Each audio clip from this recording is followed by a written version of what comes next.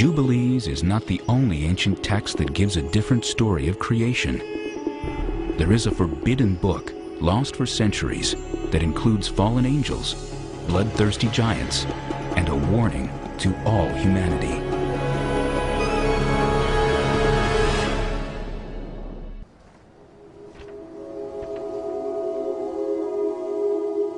It is an ancient writing filled with divine secrets, dreams, and visions. A tour of heaven and hell, guided by the angel Uriel. The Book of Enoch is named for the man who the Holy Bible says walked with God. Enoch walked with God after the birth of Methuselah 300 years, and had other sons and daughters. Thus all the days of Enoch were 365 years. Enoch walked with God, then he was no more, because God took him. The Book of Enoch is named for a man who's mentioned in one sentence in the book of Genesis. We only know one sentence worth of information about him. And yet, somebody stopped, paused on that name, and thought, Enoch. If he was taken up into heaven, what might he have seen? It is a daunting manuscript. 5 volumes containing 108 chapters. For many ancient Christians, the Book of Enoch was essential. Yet it was banned from the Christian Bible.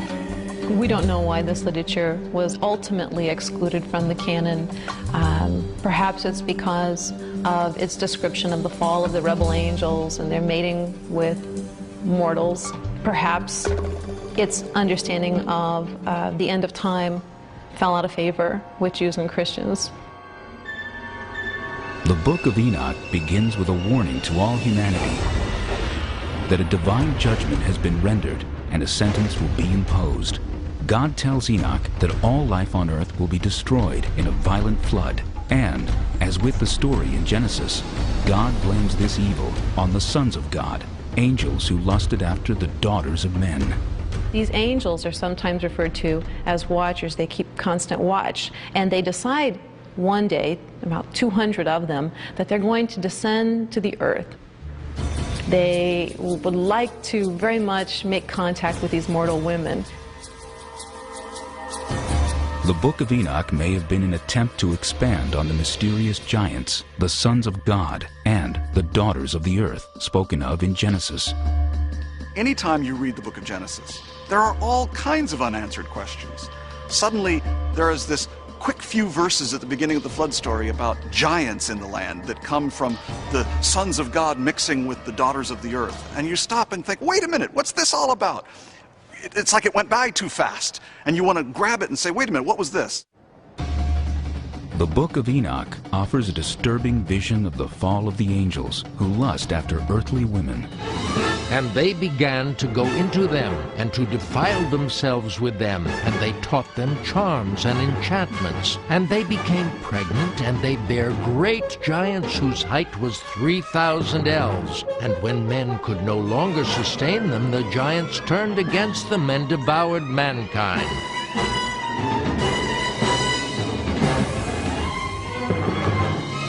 That these angels have crossed over this boundary that they shouldn't have. They were spiritual beings and they were to remain as such. When they decided to descend upon earth, this unleashed upon the earth all sorts of problems. Not only these giants who are bloodthirsty and violent, but also these angels went on to teach humankind a variety of forbidden crafts. They also taught human beings how to make weapons of war. Now the good angels, the ones not tempted by these beautiful women, go to God and say, you know, there's a lot of bloodshed caused by these bad angels. At which point God says we need to bind Azazel, the sort of lead fallen angel, to bind him and to then cast him into a pit. We might think of this as, how do we take care of nuclear waste in the 21st century? You take it out to a part of the world where no one lives, and you bury it as deep as you can. For this community, the angel was like that sort of nuclear waste. Dangerous, volatile. After the rebel angels are cast into the depths of the earth, Enoch has a dream vision. The lead angel, Azazel, begs Enoch to plead their case before God, to petition the Almighty to release them from the depths of the earth. The request for clemency is denied. This version of the fall of the angels was very popular in its day and maintained popularity for centuries to come. When we look at Dante's work on the Inferno, it's largely out of the material in Enoch. When we look at various snips of the New Testament, Enoch seems to be in play. In Corinthians, when Paul talks about women covering their hair so the angels won't be seduced and tempted, it goes back to the fallen angels tradition. Another episode tells of Uriel, a powerful angel in charge of the stars, who becomes Enoch's guide through the heavenly realms. Uriel's name, in fact, means God is my light. And whenever he is described, frequently in relation to God, he is situated to the east of God's throne. This is very interesting. Of course, the sun rises to the east. So this gets us thinking, Uriel, a figure associated with light, perhaps associated in some way with the sun, or the stars, or the idea of these heavenly bodies making their rotations daily. And all these Uriel, the holy angel, who is the leader of them all, showed to me, and their positions, and I wrote down their positions as he showed them to me. And so something is going on here with the stars. It may well be going back to the role of astrology and the study of stars in the Persian Empire that is now giving rise to this new awareness that constellations aren't just constellations of stars, they're constellations of power. And through this tour of heaven, Enoch gets the information, and he knows where the powers are, and to know where the powers are means that you have access to the power. With its lush descriptions of heavenly powers and the horrors that await evildoers, even angels, Enoch was one of the most popular books among the early Christians. We know that some early Christians considered the writings of Enoch to be authoritative, to contain actual revelation from God. So, because some people thought that, some influential people thought that, the book was used as you would use other books of the Bible. After all, Revelation appears in the New Testament. But Enoch, for reasons that I think are fairly clear, was just considered a little too strange, a little too suspicious, a little too creative, perhaps, for the tradition. Having said that, there's no doubt that it was widely read and very popular. Yet the Book of Enoch was denied a home in the official Christian canon. This imaginative tale fell into obscurity until the late 18th century, when a Scottish explorer named James Bruce came upon this mysterious text in Aksum, a city in the Ethiopian highlands. Travelers to Ethiopia found manuscripts of these books and brought them back to Europe. This caused quite a sensation. I'm aware of scholarly reaction to them. People were excited about having these texts that we knew about only through allusion before this time, or a brief quotation.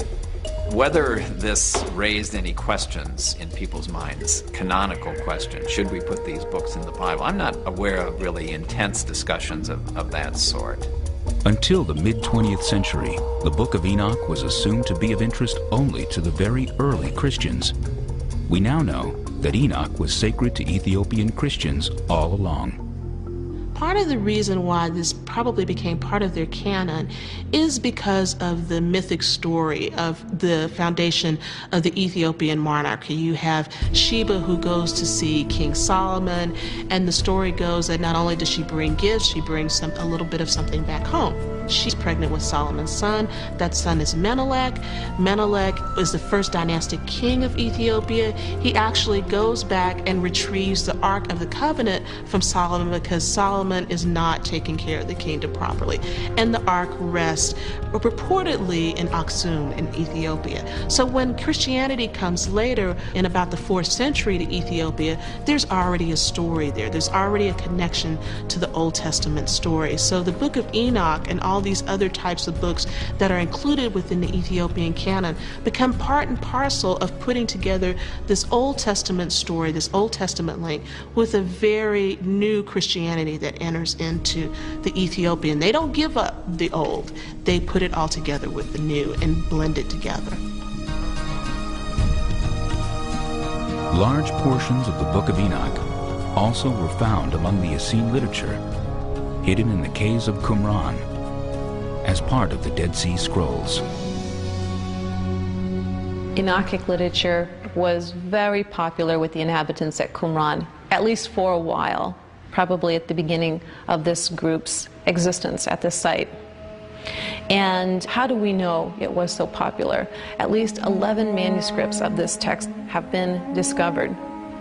And that's quite a number, especially when we think in terms of what it costs to produce a manuscript in antiquity, in terms of not only the material required, but also the labor. And so sometimes what people are reading and what the leadership in the church actually wants you to understand are two very different things. Today, ancient writings not included in the Bible are being re-examined by 21st century eyes.